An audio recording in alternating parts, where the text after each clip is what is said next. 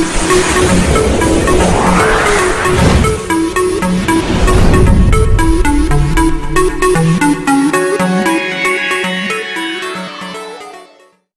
इन्होंने मेरा तमाशा बना दिया। मैंने तो कभी इस तरह सोचा भी नहीं था। उन्हें मुझे अंदर बिठा के यूं कहते कि बस तेरे जगह हम किसी और को चुनाव लड़ा रहे। आप देख रहे होंगे अखबार में, डेली का एड भी देख रहे होंगे, सारे होर्डिंग फ्लैग सब कुछ मैं कर रहा हूँ सर। उसके बाद में ये मेरे साथ ऐसा कर रहे हैं।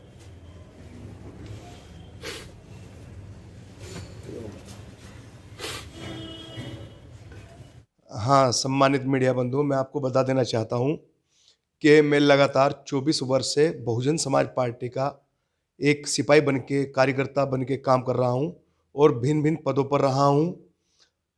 माननीय बहन जी के दिशा निर्देश पर मुझे चरथावल विधानसभा का प्रभारी प्रत्याशी मनोनीत किया था। पश्चिम प्रभारी शमसुद्दीन नाइन ने चरथावल में, प्रॉपर चरथावल में कार्यक्रम रखा गया था। 2018 में 18 दिसंबर को मेरी घोषणा हुई थी, मुझे प्रभारी प्रत्याशी घोषित किया गया था।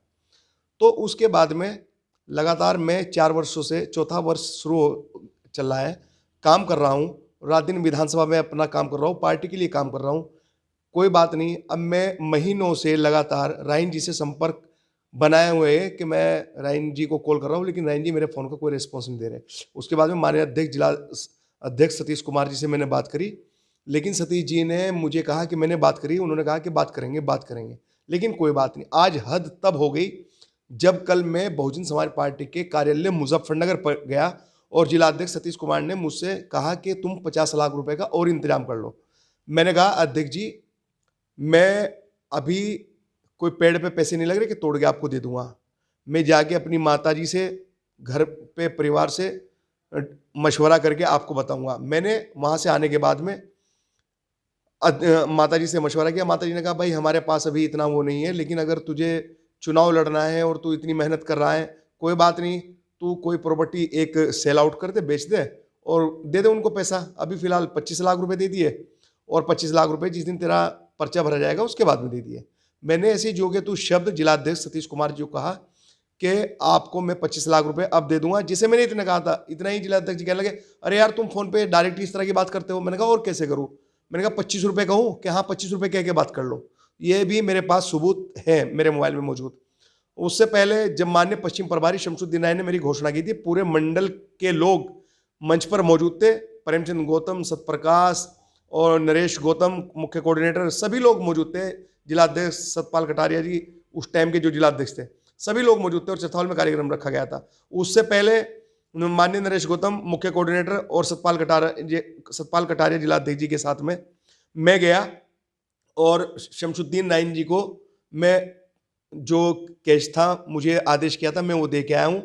मैं लगातार इसी तरह, एक बार मैंने 4.5 लाख रुपए दिए, एक बार राइन जी ने मुझे 50,000 रुपये, मतलब वो कहीं नहीं थे, लेकिन 50,000 रुपये भी मेरे से ले लिए। चल ऐसे ही, मतलब जब मैं कोई ऐसे पैसे देने नहीं गया। जब घोषणा मेरी होनी थी, जब मुझे पश्चिम के प्रभारी जी मेरी घोषणा करने थे, उससे 4 दिन पहला टाइम था, लेकिन उन्होंने वो मेरी डिले कर दी। कहने लगे 5 लाख रुपए में कोई ऐसे थोड़ा ही ना हो जाएगा, आपको पहले 15 लाख रुपए जमा करने पड़ेंगे। फिर मैंने 15 लाख रुपए जमा किए और 15 लाख जमा करने के बाद में फिर मेरी जो घोषणा 1 महीना पहले होनी थी या 10 दिन या 15 दिन पहले होनी थी, वो घोषणा मेरी ये समझो कि 1 महीना या 15 दिन डिले होने के बाद में घोषणा हुई, जब मैंने 15 लाख रुपए और दे दिए।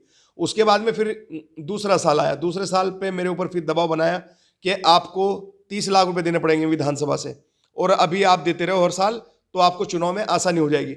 मैंने जब भी बहुत कहा, लेकिन मैंने खींचतानी करके कोई बात नहीं, लगभग 3-3.5 लाख रुपए विधानसभा अध्यक्ष सतपाल को लेकर अपने साथ में, कितना पैसा जा चुका है टोटल मैंने 15-15 लाख रुपए 3 बार और 50,000 रुपए एक बार और 4.5 लाख रुपए एक बार। अब क्या हुआ? पार्टी ने क्या किया जी, अब क्या हुआ? पार्टी ने क्या किया? पार्टी ने मुझे बिन बताए, मुझे बिना कोई कुछ कहे या मेरा बिना पैसे वापस किए दूसरे प्रत्याशी की घोषणा, मतलब मुझे कुछ लोगों ने बताया, फेसबुक पे देखा मैंने, सोशल पे देखा कि किसी प्रत्याशी को ला रहे हैं वो इस तरह के, तो ये चीज़ें सामने आई। तो मैं सुबह हताश हुआ और मैंने फिर फेसबुक पे अपने अकाउंट पे लिखा कि अगर 2 दिन में माननीय बहन जी से मेरी मुलाकात नहीं कराते तो मैं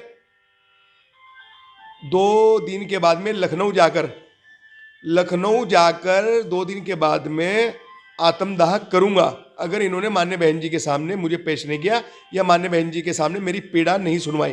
क्योंकि आपको पता है कि यहाँ पे कुछ भी ऐसा नहीं होता कि डायरेक्ट कोई जाके बहन जी से मिल लेगा। बहन जी से वो मिलेगा जिसे पश्चिम के प्रभारी चाहेंगे।